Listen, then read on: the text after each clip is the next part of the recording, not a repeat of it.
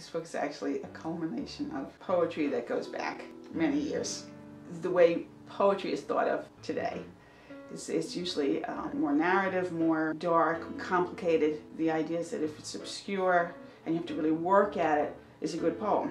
My poems you don't have to work at very hard. Every day should be a game.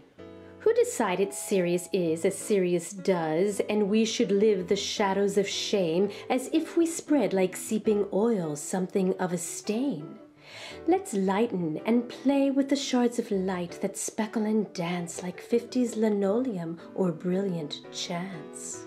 I don't think of them as being literary poems, but they are. They're just poems that are accessible. Undervalue, overvalue. It's a game I play.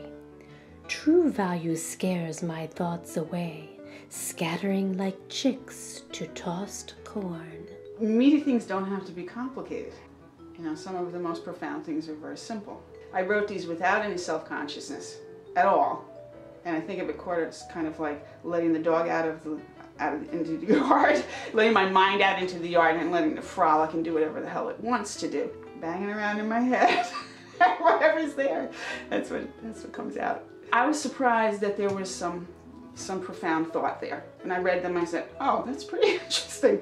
Oh yeah, that's a philosophical thing. That's pretty interesting. Dear Mr. God Teacher, I sit all a question in class and wait, and you tell us to go to recess and bruise our knees and pick up little clues in schoolyard scrapes.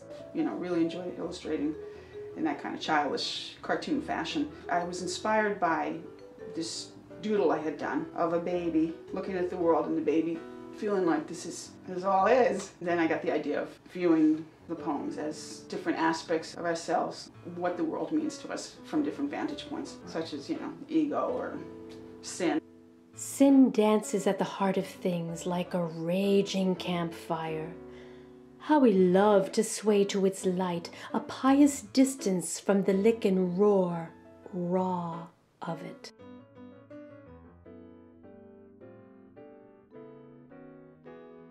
I don't think there's anything that I'm writing that isn't true. It's not sentimental writing. It's not Hallmarky. It's not that kind of thing. It's not that kind of feel-good stuff. It's not cliche stuff. Fractious, contentious, disgruntled in some, falling away like the setting sun.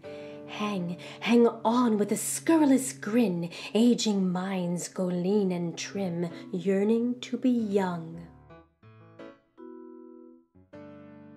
It's real poetry, but it has a lightness to it, because I think that that lightness is always there. It's a nice book that anybody could read, and I think they would enjoy it. You might want to read it many times.